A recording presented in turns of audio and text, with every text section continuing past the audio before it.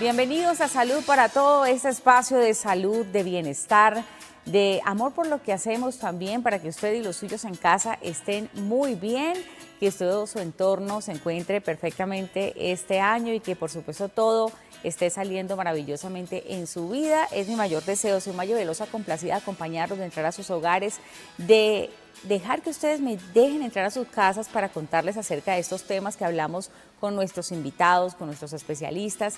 Antes de empezar, porque hoy tenemos un programa muy importante, ¿no? Que lo hacemos siempre para estar actualizados en todas las condiciones que afectan a la salud de todas las comunidades en el mundo, porque esta enfermedad que vamos a hablar hoy, que es el cáncer, afecta a muchas personas a nivel mundial.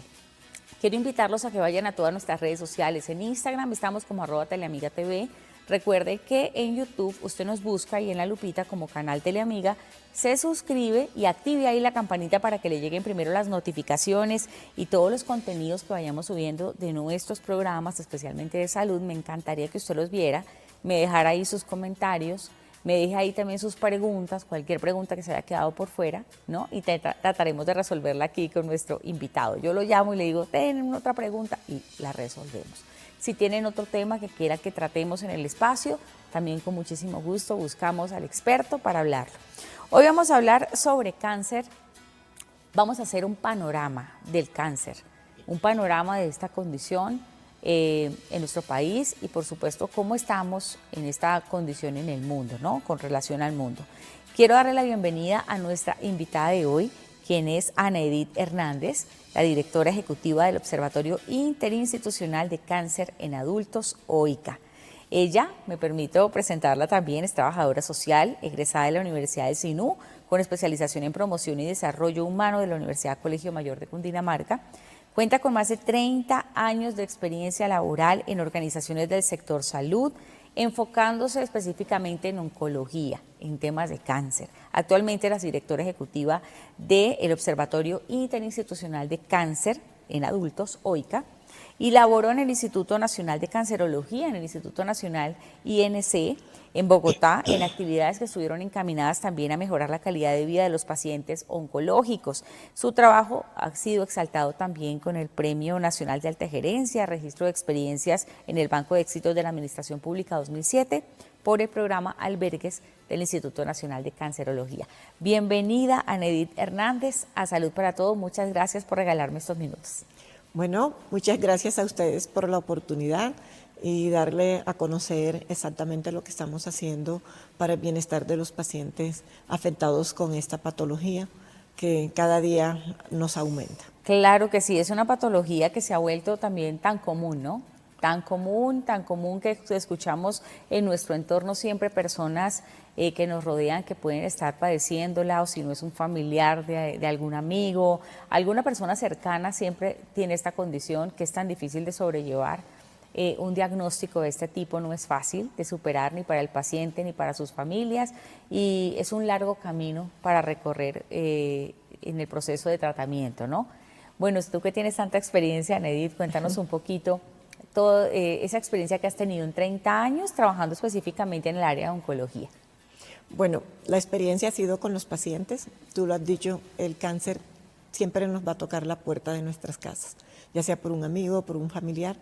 En mi caso, trabajé con todos los pacientes con cáncer a nivel de país y fuera del país, porque no podemos olvidar la población migrante que tenemos.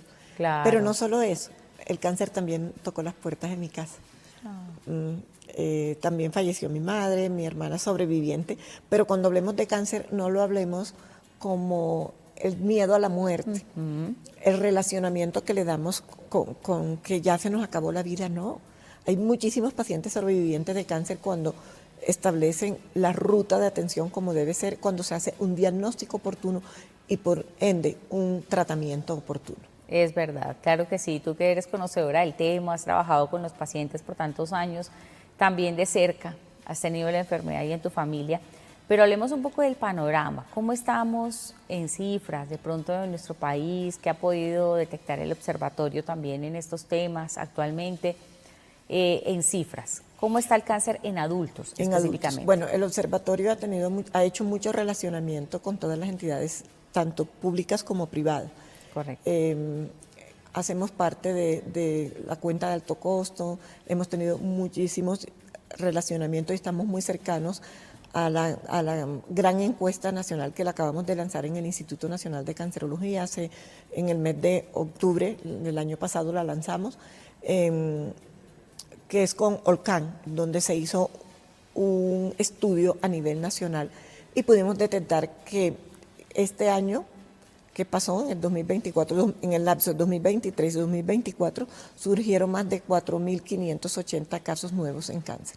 4.580 nuevos casos. Es cifra alarmante para una población como es Colombia. Pero no olvidemos, yo siempre he dicho, nosotros no podemos perder el norte. No solamente hablamos de colombianos, porque también hemos tenido una gran población migrante. De una población migrante que también ha llegado ya diagnosticada. Ah, bien. Sí, okay. Entonces es importante que lo tengamos en cuenta. Con el tema de la pandemia. Llegan, supongo, también buscando tratamiento. Buscando tratamiento, y no solamente de nuestros países vecinos. Otros países llegan a Colombia buscando tratamiento porque tenemos un buen sistema de salud y tenemos buena tecnología. En Colombia tenemos tecnología de punta para tratar el cáncer. El recurso humano es excelente porque contamos con profesionales especialistas y subespecialistas en todas las ramas del cáncer. Entonces vienen buscando tratamiento acá y tienen, además de ser buenos profesionales, la calidad humana. Yo siempre he resaltado eso. Sí. No todos los pacientes les va bien, algunos no les va porque somos únicos, somos diferentes. Entonces cada quien cuenta cómo le fue, pero cómo le fue en su historia de vida, ¿no? Es cierto. Y cada uno tiene una barrera diferente para acceder al diagnóstico oportuno y al tratamiento oportuno. Entonces, ¿cómo le explicaría? Es muy diferente cada caso. Cada caso particular. Pero en general el cáncer se está tratando a nivel institucional, ya sea con entidades públicas y entidades privadas en Colombia. Muy bien. Bueno, aparte, ahorita vamos a hablar de prevención más a detalle, pero yo creo que una de las principales causas, siempre se ha dicho, ¿no?, del cáncer, son los hábitos. Sí. Son los hábitos saludables o no saludables que puedan tener las personas, fumar, por ejemplo, uno de tantos. Pero, ¿qué tan importante se ha vuelto por estos días que la gente preste más atención a sus hábitos para prevenir la aparición de esta enfermedad, mantener el equilibrio físico, emocional, ¿no? Porque también la parte emocional tiene mucho que ver con eso. Esos detonantes del cáncer, digamos silenciosos, que vienen como acumulándose y cuando estalla es en un cáncer. ¿Es real? O sea, ¿qué está pasando con los hábitos en Colombia? Bueno, hay muchas campañas como las que está haciendo el Instituto Nacional de Cancerología, la Liga Colombiana contra el Cáncer, entre otros. Los medios de comunicación tienen muy buenas campañas para prevención del cáncer y cuáles son los hábitos que se debe tener para que los pacientes o las personas podamos evitar. Uno de esos hábitos es el ejercicio, ¿no? El ejercicio físico. Es muy importante. La alimentación, que sea una alimentación balanceada, frutas, con frutas, vegetales, verduras, legumbres. Es muy importante tenerlo, pero ojo, no es el que yo me automedique.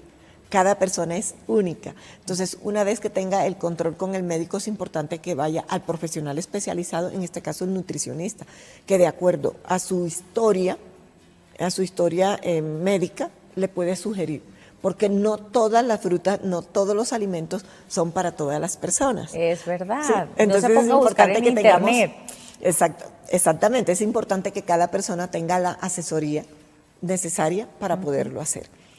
El no fumar, hay muchísimas campañas de no fumar, pero es que ya nosotros vamos al médico, cuando nos hacen el interrogatorio para hacer el diagnóstico, ya el médico no solo nos pregunta, ¿usted fuma? O si Sí, no ya eso. en el tamizaje como inicial. Le pregunta si las fuma. Preguntas para el diagnóstico. Sí, entonces, ¿cuáles son? ¿Fumar? ¿Usted fuma o qué entorno tiene? Porque, ojo, somos fumadores pasivos también. Por eso es que ya tenemos las campañas de ambientes libres de tabaco. Correcto. Porque si usted fuma, usted está contaminando a la persona que tiene al lado. Y lo otro es que están preguntando, sobre todo a los jóvenes, ¿usted vapea? que hace tanto daño como el tabaco. ¿Por qué? Yo quiero que aprovechemos aquí su visita para que usted haga ese llamado a todos los que nos están viendo, que creen que el vapeo es una solución para dejar de fumar. Es otro vicio diferente que está reemplazando, entre comillas, al cigarrillo, pero no es electrónico.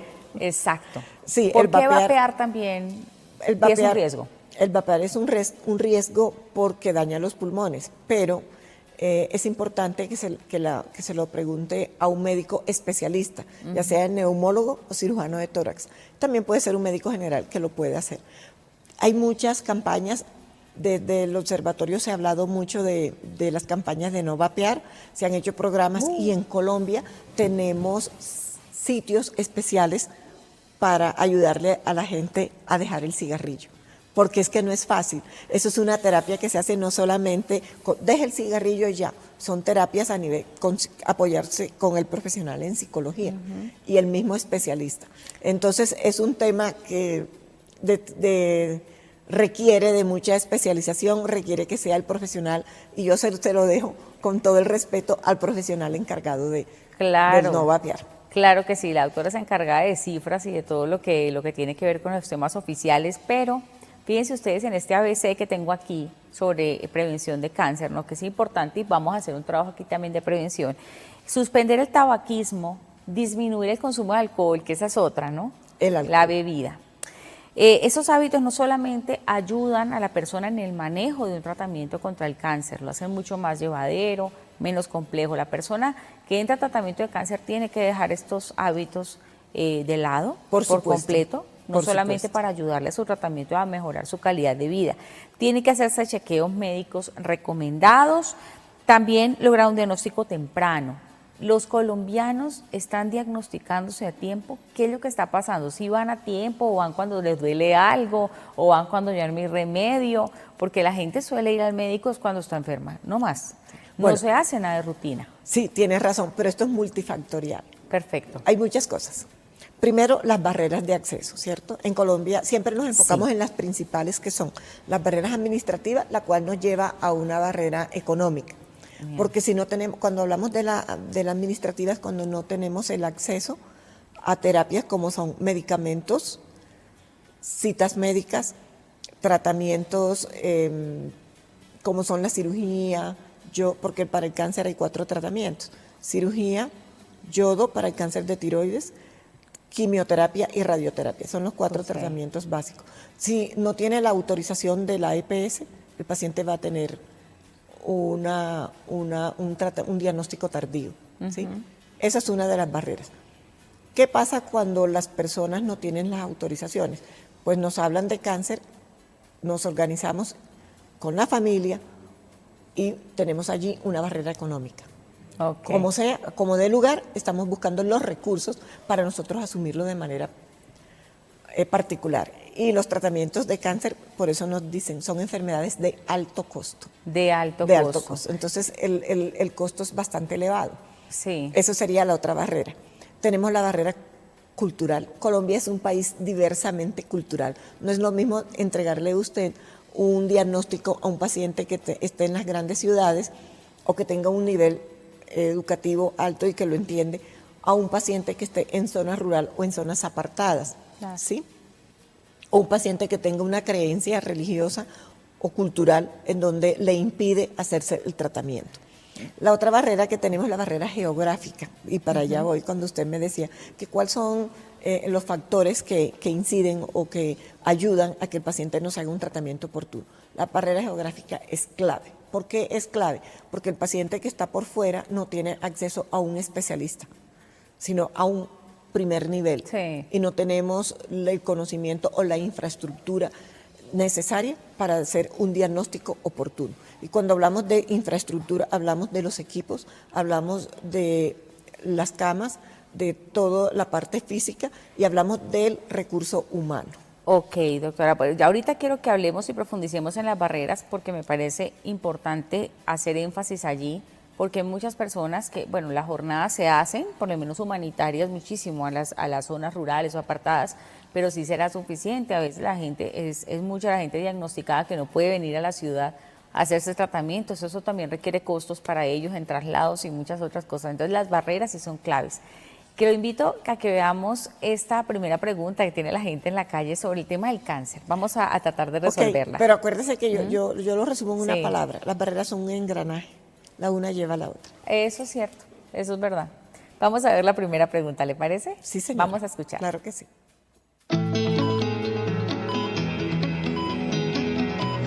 ¿Cuál es la prevalencia, bueno, a nivel global y en Colombia de cáncer en personas jóvenes menores de 30 a 35 años? Prevalencia de cáncer en personas jóvenes, menores de 28, 30 años. ¿Cómo está esas cifras? Bueno, las cifras son altas porque aquí no solamente se habla de prevención. Aquí entra a jugar un factor muy importante que es la alimentación, los hábitos que tengan los jóvenes. Hoy vivimos en una sociedad en que todo es la prisa, la carrera, estamos en una carrera contra reloj, contra el tiempo y no hacemos prevención. Y cuando somos jóvenes como que no le prestamos mucha atención y no hacemos los controles como se debe hacer. Los jóvenes también se enferman. Los niños también se enferman. Entonces hay que hacer la ruta de atención, no importa la edad que tengamos, pero sí hay un gran número de pacientes jóvenes con cáncer. Anteriormente pensábamos que el cáncer de testículo era el cáncer que se veía en señores y en los jóvenes se está viendo con mucha frecuencia. Ok, bueno, estamos con la doctora Nedith, estamos hablando, directora de Loica, hoy estamos hablando sobre el cáncer, un panorama sobre el cáncer, cómo estamos en cifras en nuestro país. Vamos a hacer una pequeñita pausa y ya regresamos con más de ese tema aquí en Salud para Todos. Gracias. Estamos de regreso aquí en Salud para Todo, hoy haciendo un panorama sobre el cáncer. Estamos hoy con nuestra invitada, que es la directora de Loica, del Observatorio Interinstitucional de Cáncer en Colombia. Y bueno, vamos a hablar de un tema también clave, antes de seguir hablando de prevención, de las barreras que me parecen importantísimas, adherencia al tratamiento. Quiero que hablemos de esto. La adherencia al tratamiento, ¿qué es? Justamente cómo el paciente sigue las recomendaciones de su médico, con los medicamentos, con los tratamientos, que las personas sigan realmente esas recomendaciones para que el tratamiento avance óptimamente.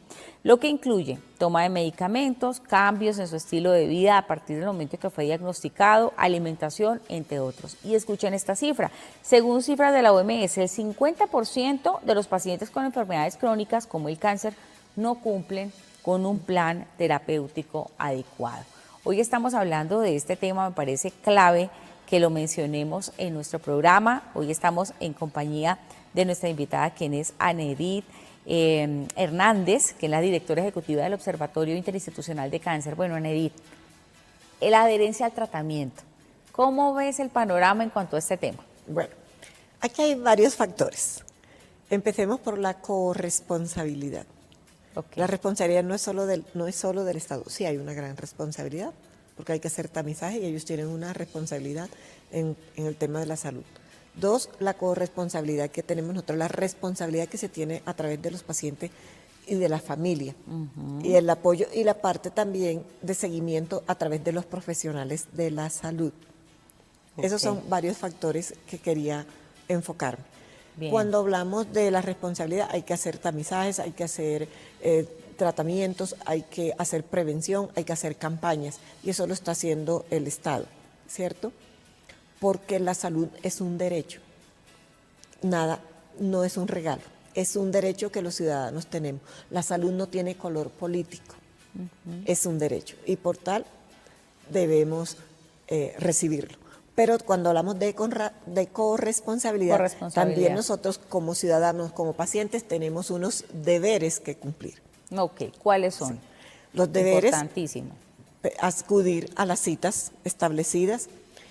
Los deberes es que cuando uno no puede acudir a la cita o un examen, porque cuando hablamos de cita no es solo con el médico, son los exámenes que nos mandan para hacer el diagnóstico, ¿sí? Que son los exámenes laboratorios, radiografía, etcétera, de lo que necesite cada paciente. Cuando uno no puede cumplir con las citas, tiene el deber de avisar, el deber de darle la información correcta y exacta al médico, como es la parte de si hay casos de cáncer en la familia, porque eso es muy importante para establecer un diagnóstico. Y hablábamos también del seguimiento. Al paciente no hay que dejarlo solo, al paciente no se debe dejar a la deriva. Cuando llegó al primer nivel con un médico general, el médico está en la obligación de remitirlo, y todo el equipo interdisciplinario, porque siempre hablamos de salud, hablamos médico, enfermera. Adoro a los médicos, adoro a las enfermeras, tengo muchos amigos médicos y enfermeras, pero es que es un equipo. Y cuando hablamos de equipo, hablamos de todos los profesionales de la salud, la nutricionista, el psicólogo, la trabajadora social. Es todo un equipo. Pero también debemos mirar al paciente como un ser integral, porque es que el paciente no es solo la salud. Lo que usted decía, la parte emocional es muy importante, la parte social, la parte económica, la parte cultural y la parte familiar.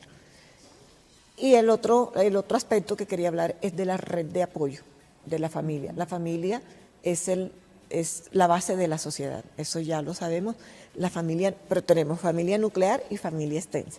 Cuando hablamos de familia extensa, hablamos de los tíos, los abuelos, los primos, los hermanos, los hijos. De acuerdo. Y los nietos. Ajá. ¿Sí?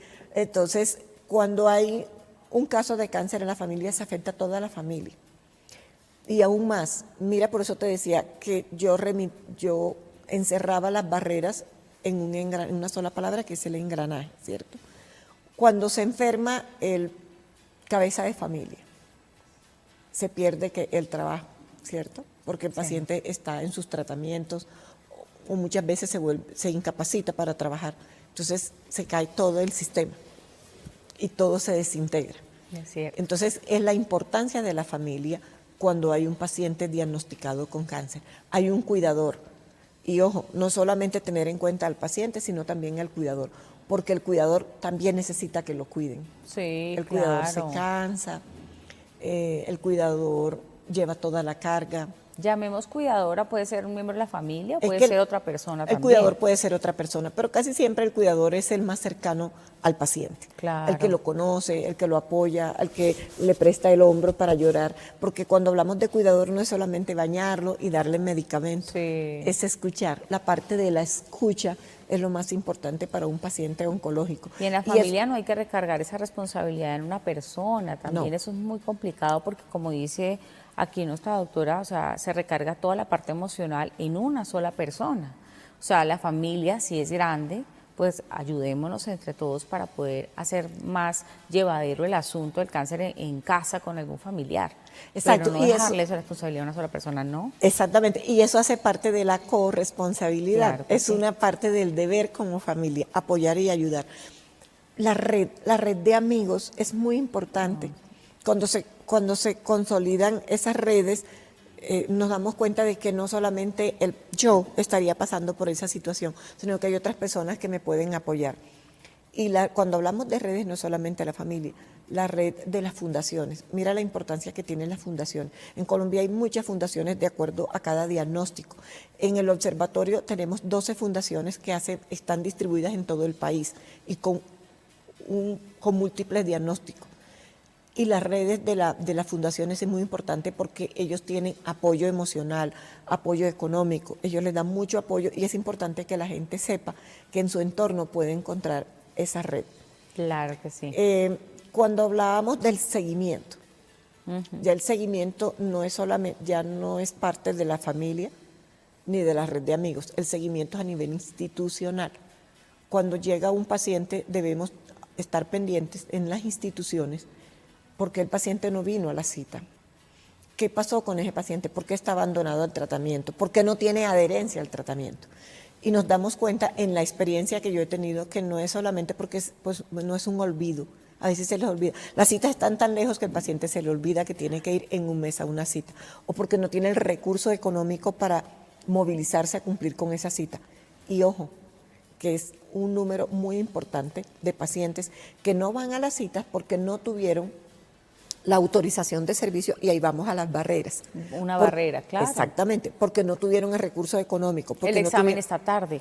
Porque no tuvieron un acompañante que los llevara y porque no tuvieron el examen a tiempo para ir con ese resultado al médico. que son las ayudas diagnósticas. Entonces, sin ayuda diagnóstica no puede cumplir una cita. ¿Sí? Entonces, ahí empieza a jugar el tema de barreras. Ok, hablando de esas barreras, ¿cuáles son esos principales desafíos para empezar a superar esas barreras? ¿Cuáles podrían ser? Digamos, nuestro sistema de salud, se lo ha dicho, es uno de los mejores. Mucha gente viene aquí a hacer sus tratamientos porque tenemos tecnología de punta, buenos profesionales, pero que nos está haciendo falta también para poder mejorar este tema. O sea, el tema de las barreras, empezar a subsanarlas un poco más. Las barreras no se quitan, no las vamos a abolir de un solo momento, porque hay barreras que no dependen del sistema, ¿cierto? Pero sí se pueden mitigar. Muy bien. Sí se pueden mitigar. Lo primero que vamos a hacer es lo que les decía anteriormente, ver el paciente como un ser integral, porque cada paciente es diferente. Entonces, su nivel cultural lo tenemos que estudiar, hacer no solamente diagnóstico médico cuando el paciente llega, sino su diagnóstico social, su entorno, cómo está conformado ese paciente y lo podemos evitar, porque estamos previendo qué viene con ese paciente. Cuando yo le hago ese diagnóstico a este paciente desde la parte de psicología y desde la parte de trabajo social, yo sé que es un paciente alerta. Entonces tenemos una alerta que ese paciente nos puede abandonar el tratamiento porque no tiene una red de apoyo, no tiene una EPS o no tiene el conocimiento para conseguir las autorizaciones o no tiene el recurso. Entonces buscamos ese tratamiento conjuntamente con el núcleo familiar, con el paciente, con las redes que podamos organizar para que podamos mitigar esas barreras y el paciente tenga una buena adherencia a su tratamiento. Claro, eso es lo más importante. Además, el tema geográfico que usted nos mencionaba, ¿no? Eso también es una barrera, porque las personas cuando viven lejos o no tienen el acceso fácil de transporte hasta una clínica de primer nivel, un hospital de primer nivel, se hace mucho más complejo. Cuando se van a esas jornadas humanitarias a zonas rurales apartadas, nos damos cuenta de esos diagnósticos tardíos, de esos cánceres muy avanzados que llevan especialistas hasta las zonas rurales. Tuvimos la oportunidad de ir con la Patrulla Aérea 1. ¿Así? Y qué complicado ver los diagnósticos que ellos encontraban en medio de tantas consultas, porque son filas de personas que se registran para poder consultarse, obvio, de manera gratuita, y que no es fácil para ellos encontrar especialistas de primer nivel en esas zonas rurales. Entonces deben esperar mucho tiempo para esas citas, mucho tiempo para ver a un especialista que les dé el diagnóstico certero, ¿no? Y encontrar otra opinión, quizás tampoco lo pueden hacer. Eso es lo que te decía, sí. el recurso humano y la infraestructura para poder hacer el diagnóstico oportuno. Pero dato curioso, es importante cuando se hacen las brigadas de salud, ¿cierto? Yo también tuve la oportunidad de asistir a muchas brigadas, pero que no quede ahí, que ya me encontré el diagnóstico y qué pasó con el paciente, qué seguimiento se le ha hecho a esos pacientes que se consiguieron. Y cuando hablamos de barreras geográficas, yo quiero resaltar dos cosas. No es solamente el transporte y trasladarme de una ciudad a otra, es la más frecuente, porque cada barrera tiene sus aspectos internos. Sí. Mira lo que pasa con Colombia. Nuestro país es divino, es verde, es montañoso, pero también tiene unos derrumbes terribles. Sí. También tenemos paros, eso se le llama, ¿cómo es que se le llama cuando hacemos los paros? Sí, bloqueos. Los bloqueos, okay. pero o cuando tenemos paro armado, es diverso. Entonces, pero yo no me voy a meter con ese tema. Sí, sí. El tema es que cuando un paciente tiene como programado movilidad una cirugía intermitente en algunas partes. Dentro de los casos que tuvimos, y es curioso porque ¿de quién depende? No es responsabilidad ni siquiera del paciente, pero tampoco del Estado, tampoco del médico. Pacientes que tienen programado un procedimiento o tienen una cita importante o una junta, ojo, porque una cosa es la cita y otra cosa es la junta de médica, donde se reúnen todos los especialistas para ese caso en especial, ese caso específico y tomar una decisión asertiva con ese diagnóstico, ¿cierto? El paciente lo tiene programado y se vino de su ciudad de origen. No voy a dar nombres de ciudades. No, claro. Y cuando llega, no pudo llegar porque se presentó el derrumbe.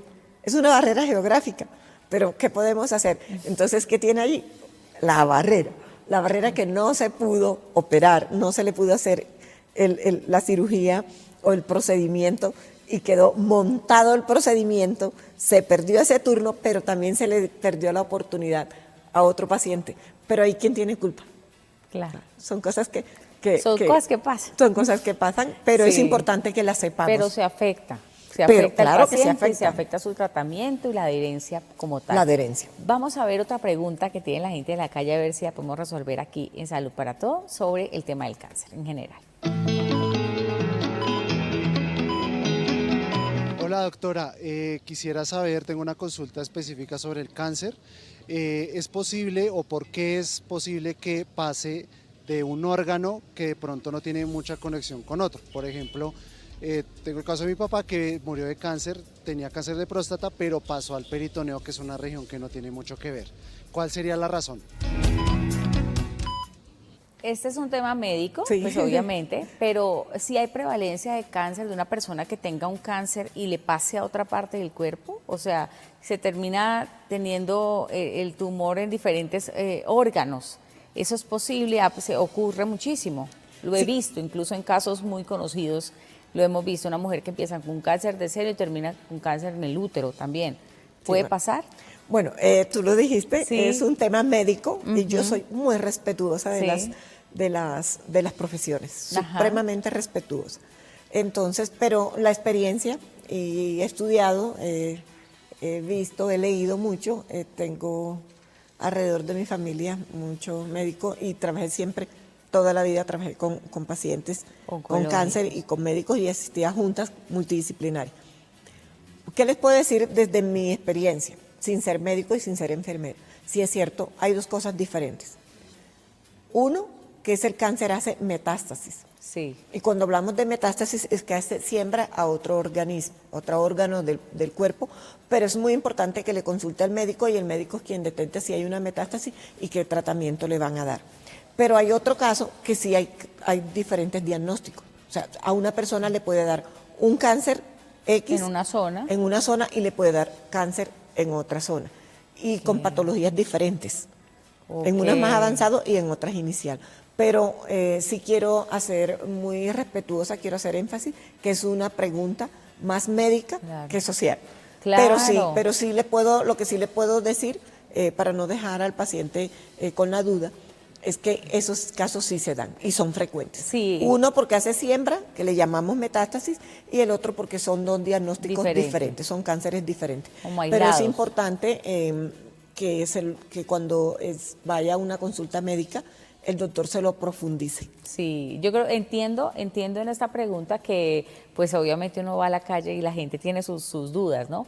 Pero el sí joven- existen los casos. Claro, sí existen. existen. Y vimos una chica también que murió en Estados Unidos, e incluso tuvieron que repatriar el cuerpo. Ella empezó con cáncer en un seno, luego se le extendió al útero y bueno. Digamos que esto depende mucho, como dice aquí nuestra doctora, es tratar de encontrar un diagnóstico oportuno, que el médico pueda ser tan hábil como para tratar de detectar que hay dos tipos de cáncer diferentes en el cuerpo de esa persona, que puede ser lo que le pasó al padre la persona que pregunta, o sencillamente ha hecho metástasis y se ha extendido a otras partes del cuerpo. Eso lo dice un diagnóstico médico. Pero muchas gracias por la respuesta. Vamos a ir a una pausa cortita y ya regresamos con más de este tema tan interesante aquí en Salud para Todos.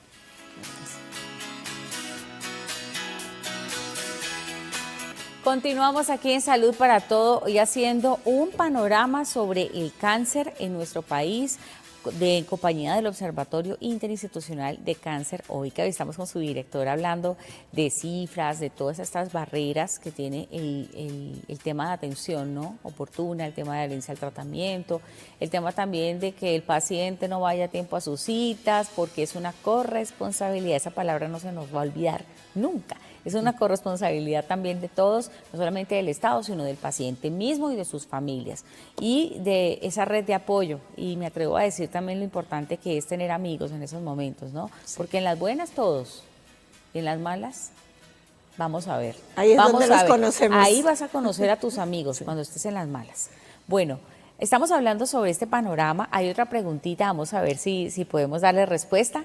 De otra duda que tiene la gente sobre el tema del cáncer o de prevalencia de ese tipo de casos en nuestro país. Vamos a verlo.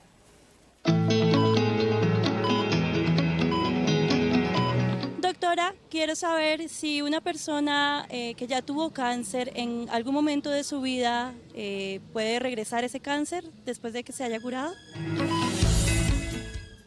Bueno, prevalencia de que el cáncer regrese o que la persona reincida con el cáncer, ¿es muy frecuente que esto pase? Sí, es frecuente. Es frecuente, por eso, bueno, el cáncer se va, qué dicha, qué bendición del Señor. Sí. Sí, qué bendición del Señor. Hay muchos pacientes que son sobrevivientes, a eso es lo que nosotros le llamamos sobrevivientes, pacientes con más de 30 años que le diagnosticaron el cáncer, pero ojo, eso no quiere decir que yo me olvidé que yo tuve una célula cancerosa. Entonces, ¿cuál es la sugerencia La recomendación respetuosa ahí. y la recomendación respetuosa? Es que nunca se olvide que ese cáncer estuvo allí. No es que voy a vivir toda la vida amargada y pensando en lo mismo, no, viva la vida normal, pero sin dejar los controles. Los controles no se pueden abandonar. Hay controles que el médico le dice venga cada año o venga cada 2 años con X exámenes. Entonces, Sí. siempre el doctor, el médico, el oncólogo le va a decir, nos vemos en tanto tiempo y con el resultado de cuántos exámenes debe llevar. Entonces, hay la responsabilidad de nosotros ir, pero no es que ya me dio, ya me curé y nunca más voy a buscar al médico, ya eso sería un acto de irresponsabilidad nuestra como paciente. Perfecto. O sea que ahí hay una, ¿cómo se dice? ¿Cómo es esta palabra? Hay un antecedente. Hay un Entonces, como hay un antecedente. antecedente, tenemos que hacer un control y un seguimiento para que mantengamos la prevención en esa parte. No nos ¿cierto? podemos abandonar, es que no es Sí, solamente... relajarse. Exacto, no es solamente no es solamente al paciente que porque me dio, entonces yo no. Nosotros, aunque no lo tengamos, nos toca ir y hacer los controles que se deben hacer. Cumplir con los exámenes, las citologías, las mamografías, las ecografías, todo lo que los médicos nos indiquen. Claro. O sea, es que como no tengo, entonces no voy, y como no tengo, no me los hago.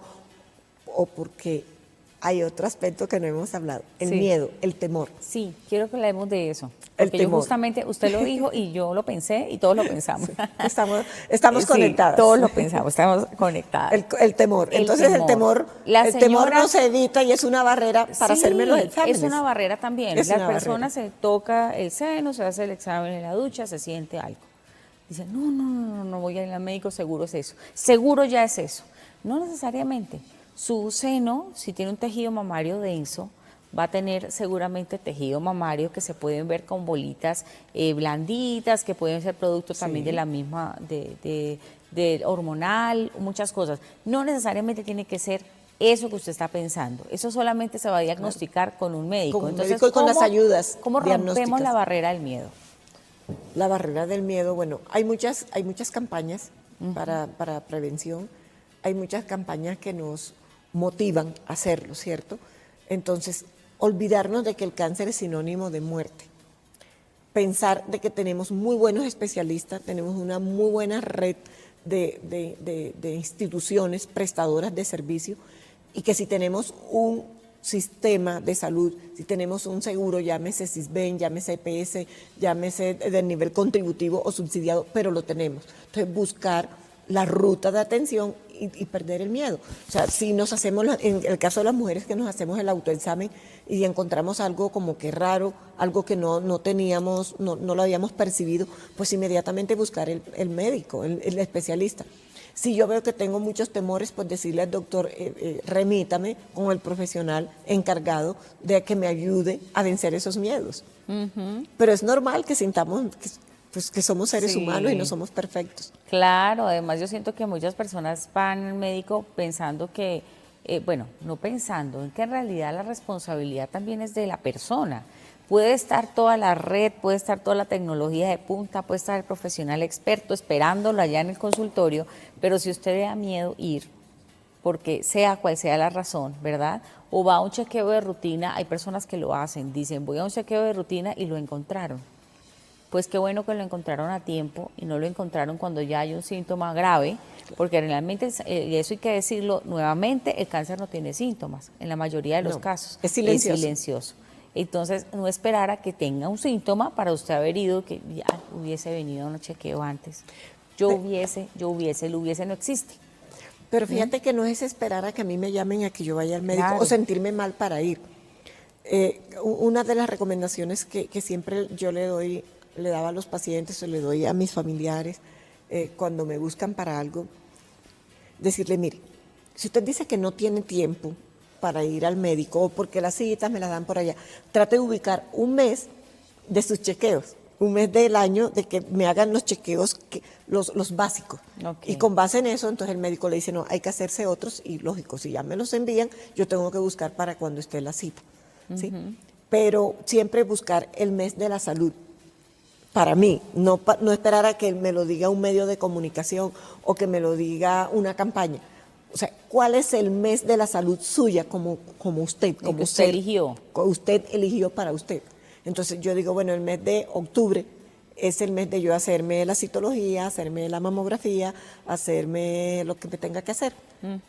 Y buscar al médico y el doctor es quien me los ordena, pero no automedicarme, porque es que a veces incurrimos en ese error. Eso también es un error, ¿verdad? Es un error, automedicarse, es que para eso están los profesionales de la Sí. medicina. ¿Y pasa con la gente que tiene cáncer, también Sí, se también automedica? se automedica. O simplemente le dolió, entonces me tomo una pasta para el dolor. Y ya. como ya se me pasó, pues no voy.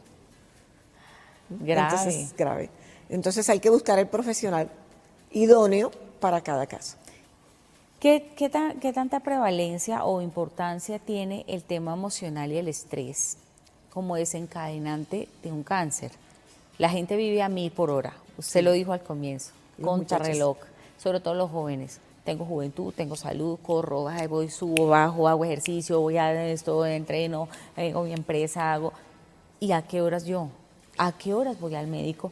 ¿A qué horas para mí? ¿A qué horas tengo tiempo para mí? ¿Sí? Entonces, ¿qué tan importante es entender que el estrés es un desencadenante importante en temas emocionales para un cáncer? Bueno, el encerramiento, ¿cierto? El encerramiento. Hoy por hoy tenemos mucho trabajo remoto y eso no ayuda mucho porque nos encerramos en una cámara, nos encerramos en una pantalla y no salimos a veces ni a trotar, a respirar. Eso es muy importante. El estrés es una de las enfermedades del siglo. Sí, Las enfermedades, y no olvidemos que el estrés lleva una enfermedad mental. la gente no lo cree. Y la gente no lo cree. Y después de pandemia se incrementaron las enfermedades mentales y emocionales. Entonces es importante, lo que pasa es que hay mucho tabú, hay mucho mito con el tema de psicología y psiquiatría. Por Dios, es uno de los especialistas adorables y que nos ayuda muchísimo. Entonces la gente, hay que romper con ese paradigma. Entonces que cuando vamos al médico psiquiatra o vamos al psicólogo es porque tenemos una enfermedad mental y no, es una ayuda que se nos da y esa ayuda tan importante que tenemos para nuestro bienestar. Claro, así como cuando usted le duele el estómago, va al gastroenterólogo, va al médico general. Asimismo, cuando usted siente depresión, tristeza, va al psicólogo. Es lo mismo. Es lo No mismo. sienta que es el loquero, como le dicen por ahí, con una falta de respeto. No, señor. Uno va el que va al psicólogo está todo bien con esa persona. El que no va porque eso no es para mí, seguramente lo necesita. No, es una ayuda, Sí, es una ayuda. y es una ayuda. Es una Claro. ayuda y son profesionales que se han formado para eso. Claro, O sea, no hay que estigmatizar el tema porque para eso existen y por eso se formaron, para estudiar nuestra mente, nuestras emociones y nuestro cerebro y ayudarnos a enderezar lo que para nosotros a veces no tiene como un camino, una solución. hay que romper ese estigma. Hay que romperlo. Vamos a ver otra pregunta, la gente tiene otra preguntita, vamos a ver una más.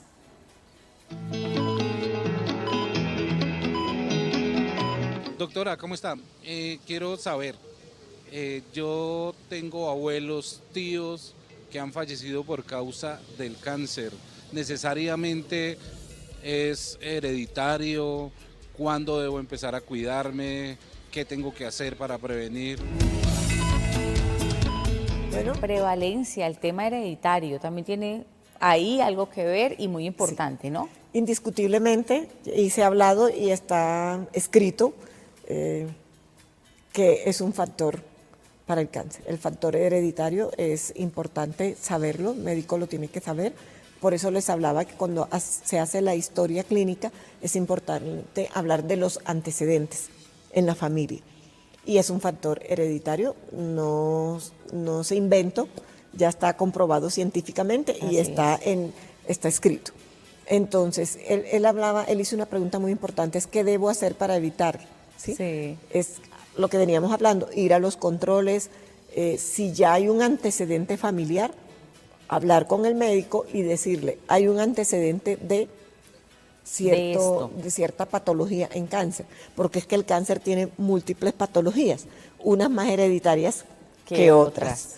Entonces es importante que él busque la ayuda y la orientación profesional, en este caso el médico, y que el médico va a definir qué tipo de ayuda diagnóstica le va a solicitar a él para establecer si tiene o no el cáncer y a qué subespecialista lo va a remitir. Pero sí, es importante que busque ayuda médica. O sea, no es que le estoy diciendo es que lo tiene, no. Hay que hacer la pregunta y hacerse los estudios que el médico considere pertinente. Perfecto. Estamos en compañía de Ana Edith Hernández, directora ejecutiva del Observatorio Interinstitucional de Cáncer de Adultos, OICA. Estamos hablando sobre un panorama del cáncer. Ya vamos a la pausa cortita y ya regresamos para ir cerrando ese interesante tema aquí en Salud para Todos.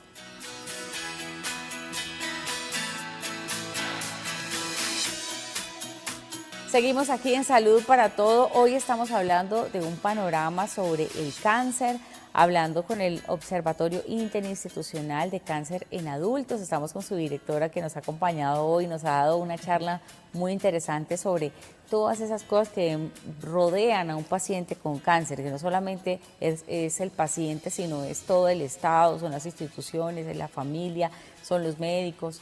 Y también pues hacer ese llamado hoy que hace el observatorio a todos los que nos están viendo, de pronto comunidad médica, los pacientes que de pronto están en esta hora conectados con nosotros, para que tengan en cuenta qué aspectos. Doctora, la cámara es suya. Bueno, ya hemos hablado de cómo está el panorama, cuáles son las barreras, esto no nos alcanza el tiempo para hablar tantas cosas que hay. Entonces, ¿cuál es el llamado? Ya tenemos la data, ¿cierto? Todos tenemos la data. El Instituto Nacional de Cancerología la tiene, el Ministerio de Salud tiene, la Superintendencia la tiene, la Defensoría del Pueblo la tiene. Ya conocemos la data, el ecosistema, todo, la industria, todos conocemos la data de cómo está el panorama de cáncer en Colombia. Entonces, el llamado es unir esfuerzos, tanto las entidades públicas como privadas, hacer alianzas y poder ayudar a la gente a que aquí podamos combatir todo este tema de la patología en cáncer en Colombia. Otro aspecto que quería ya para cerrar es no solamente hacer las campañas, porque siempre nos orientamos al público en general, al paciente, para que ellos tengan autocuidado y tengamos este tema de corresponsabilidad como hablábamos, pero sí también tener en cuenta al profesional de la salud que está en primero y segundo nivel, este profesional que está en las zonas apartadas, poderlos capacitar, poderlos no solamente con infraestructura física, sino también tenerlos al día de cómo está el cáncer en Colombia y cuáles son las nuevas tecnologías, cuáles son los nuevos tratamientos para que ellos sepan y de qué momento ellos pueden remitir un paciente, en qué momento, cuáles son los signos de alarma para que ellos puedan sospechar y al mismo tiempo remitir al paciente y que tenga, por supuesto, un diagnóstico oportuno y un tratamiento oportuno. Perfecto. Y invitarlos a todos los televidentes a que nos sigan en nuestras redes. Nuestra página es www.oicacancer.org. También nos pueden seguir en Instagram y en Facebook. Ahí van a conseguir todo lo relacionado con OICA. Tenemos videos, tenemos campañas, tenemos material ilustrativo, como son los boletines institucionales. Se saca un boletín trimestral con un diagnóstico y con artículos de altos científicos en Colombia con relación a esa patología de cáncer. Entonces, para que nos lean, porque ahí está toda la información. Claro que sí, quiero agradecerle infinitamente a la doctora Ana Edith Hernández, quien es la directora ejecutiva del Observatorio Interinstitucional de Cáncer en Adultos, OICA, por habernos acompañado, por esta charla, por estos minutos, por ese mensaje también que le deja a todos nuestros televidentes para cuidarnos más, para prevenir y también para ir al médico, que eso es lo más importante. Muchas gracias. No, gracias a ustedes por el espacio, por la oportunidad de contribuir con la prevención del cáncer en Colombia. Así sea un poquito, pero de verdad que ha sido muy bueno el espacio para que la gente nos pueda entender y de una forma, de un lenguaje claro y sencillo. Así es, claro que sí, ese es nuestro objetivo, hacer siempre ese llamado a la prevención y hoy hablamos sobre ese panorama del cáncer y esperamos seguir contando con ustedes, que nos sigan acompañando a través de las redes sociales. Gracias a Enedid y a todos ustedes por haber estado en esto que es Salud para Todos. Hasta la próxima.